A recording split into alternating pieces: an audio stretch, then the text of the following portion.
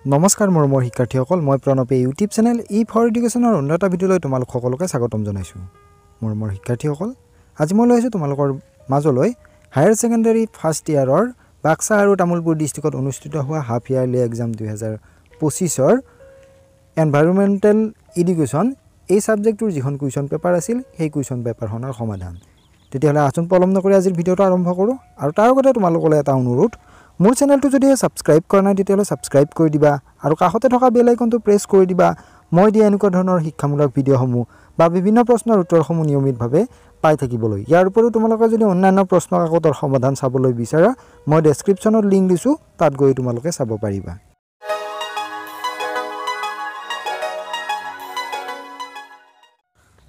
প্ৰশ্ন নম্বৰ 1 সমু উত্তৰ দিয়া যিকোনো দুটাৰ প্ৰত্যেকটোৰ কাৰণে 1 নম্বৰ কৈ দিয়া হৈছে কোৱেশ্চন নম্বৰ 1 পৰিস্থিতি তন্ত্ৰ মানে কি পৰিস্থিতি তন্ত্ৰ হৈছে পৰস্পৰৰ আৰু জড় উপাদানসমূহৰ মাজত জৈৱিক ৰাসায়নিক আৰু ভৌতিক আন্তঃক্ৰিয়াৰ গতিশীল কৰ্মজালৰ সৈতে জড়িত বিভিন্ন জীৱৰ সম্প্ৰদায় এই ধৰণৰ আন্তঃক্ৰিয়াই ব্যৱস্থাটোক বৰ্তাই ৰাখে আৰু পৰিৱৰ্তনশীল অৱস্থালৈ সঁহাৰি জনোৱাত অনুমোদন কৰে নেক্সট প্ৰশ্নটো হৈছে খাদ্য শৃংখল কি উত্তৰটো হ'ব পৰিৱেশত থকা প্ৰতিটো প্ৰাণীয়ে খাদ্যৰ বাবে ইটোৱে সিটোৰ ওপৰত নিৰ্ভৰ কৰি জীয়াই থাকে প্ৰথম শ্ৰেণীৰ উপভোক্তাৰ ওপৰত দ্বিতীয় শ্ৰেণীৰ উপভোক্তাই দ্বিতীয় শ্ৰেণীৰ উপভোক্তাৰ ওপৰত তৃতীয় শ্ৰেণীৰ উপভোক্তাই তৃতীয় শ্ৰেণীৰ উপভোক্তাৰ ওপৰত চতুৰ্থ শ্ৰেণীৰ উপভোক্তাই খাদ্য হিচাপে নিৰ্ভৰ কৰি এক শৃংখলৰ সৃষ্টি কৰে ইয়াকে খাদ্য শৃংখল বোলা হয় প্ৰশ্ন নম্বৰ 3 অসমৰ এখন ৰাষ্ট্ৰীয় উদ্যানৰ নাম লিখা অসমৰ এখন ৰাষ্ট্ৰীয় উদ্যান হৈছে কাজিৰঙা ৰাষ্ট্ৰীয় উদ্যান নেক্সট প্ৰশ্নটো হৈছে এনডিআৰএফৰ সম্পূৰ্ণ ৰূপটো লিখা এনডিআৰএফৰ সম্পূৰ্ণ ৰূপটো হৈছে নেশ্যনেল ডিজাষ্টাৰ ৰেছপন্স ফ'ৰ্চ প্ৰশ্ন নম্বৰ 2 খালী ঠাই পূৰণ কৰা যিকোনো দুটাৰ প্ৰত্যেকটোৰ কাৰণে 1 নম্বৰ কৈ দিয়া হৈছে কলেৰা হ'ল ডেছ ৰোগ কলেৰা হৈছে সংক্ৰামক ৰোগ দ্বিতীয়টো হৈছে ব্যাঘ্ৰ হ'ল পৰিস্থিতি তন্ত্ৰৰ ডেছ স্তৰৰ উপভোক্তা ব্যাঘ্ৰ হৈছে পৰিস্থিতি তন্ত্ৰৰ তৃতীয় স্তৰৰ উপভোক্তা কোৱেশ্চন নম্বৰ 3 শতকৰা ডেছ ভাগ অক্সিজেন বায়ুমণ্ডলত পোৱা যায় শতকৰা 21 ভাগ অক্সিজেন বায়ুমণ্ডলত পোৱা যায় কোৱেশ্চন নম্বৰ 4 এবিধ সৰ্বভক্ষী প্ৰাণী হৈছে গাহৰি কোৱেশ্চন নম্বৰ 3 চমু বৰ্ণনা দিয়া যিকোনো তিনিটাৰ প্ৰত্যেকটোৰ কাৰণে 2 নম্বৰ কৈ দিয়া হৈছে প্ৰথমটো হৈছে অম্ল বৰষুণ অম্ল বৃষ্টি বা এচিড বৰষুণ বৰ্তমান শতিকাৰ এক অন্যতম বিশ্বজনীন সমস্যা কল কাৰখানা আৰু উদ্যোগবিলাকত ব্যৱহাৰ হোৱা বিভিন্ন জৈৱিক ইন্ধনবিলাকৰ দহনৰ ফলত প্ৰচুৰ পৰিমাণৰ ছালফাৰ ডাই অক্সাইড নাইট্ৰজেন অক্সাইড আৰু হাইড্ৰজেন ক্লৰাইড আদি গেছৰ বায়ুমণ্ডললৈ নিৰ্গত হয় বায়ুমণ্ডলত এই গেছসমূহ জলীয় বাষ্পৰ লগত বিক্ৰিয়া কৰি ক্ৰমে ছালফৰিক এচিড নাইট্ৰিক এচিড আৰু হাইড্ৰক্লৰিক এচিডলৈ ৰূপান্তৰিত হয় এই এচিডবিলাকক বৰষুণৰ পানীৰ লগত লগ হৈ অম্লবৃষ্টি হিচাপে পৃথিৱীত পৰে বৰষুণৰ পানীৰ pHৰ মান 5.6% হ্ৰাস পালে ইয়াৰ ধৰ্ম আম্লিক হয় অম্লবৃষ্টিত প্ৰায় 60%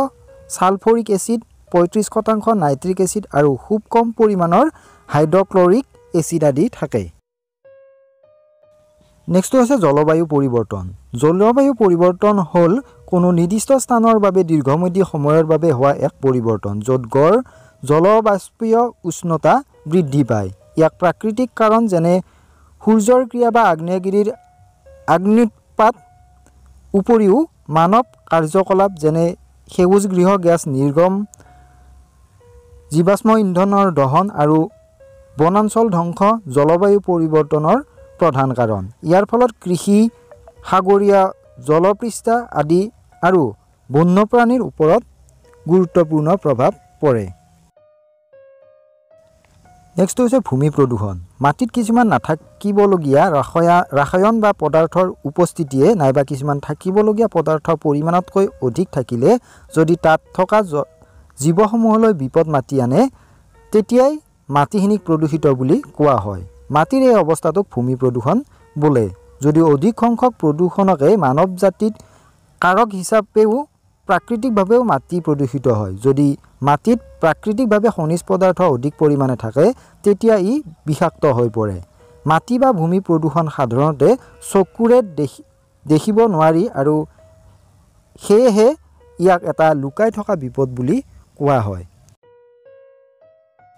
নেক্সট হৈছে বহনক্ষম উন্নয়ন। বহনক্ষম উন্নয়ন বিকাশ আৰু মানৱ উন্নয়নৰ এনে এক পদ্ধতি যিয়ে ভৱিষ্যত প্ৰজন্মই নিজৰ প্ৰয়োজন পূৰণ কৰাৰ ক্ষমতাৰ সৈতে আপোচ কৰিব নলগাকৈ বৰ্তমানৰ প্ৰয়োজনীয়তা পূৰণ কৰাৰ লক্ষ্য ৰাখে।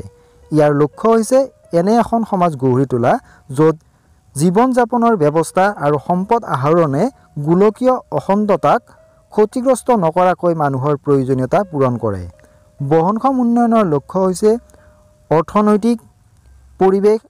আৰু সামাজিক কল্যাণৰ প্ৰয়োজনীয়তাৰ মাজত ভাৰসাম্য ৰক্ষা কৰা। নেক্সট হৈছে অসমৰ জৈৱ বৈচিত্ৰ্য। অসম জৈৱ বৈচিত্ৰ্যৰ এক সমৃদ্ধ অঞ্চল, যাৰ মাজত বিভিন্ন ধৰণৰ বন, জলাভূমি, তৃণভূমি আৰু পাহাৰীয়া বিস্তৃত অঞ্চলত বিভিন্ন প্ৰজাতিৰ উদ্ভিদ, প্ৰাণী আৰু আণৱিক জীৱৰ সমাহাৰ আছে। ইয়াত উল্লেখযোগ্য প্ৰজাতি আৰু স্থানীয় প্ৰজাতিৰ সংৰক্ষণৰ বাবে যথেষ্ট সংৰক্ষিত বনাঞ্চল, বন্যপ্ৰাণী অভয়াৰণ্য আৰু ৰাষ্ট্ৰীয় উদ্যান আছে। এই অঞ্চলটোকে পূব হিমালয় জৈৱ বৈচিত্ৰ্য অঞ্চলৰ অন্তৰ্ভুক্ত বুলি ধৰা হয়।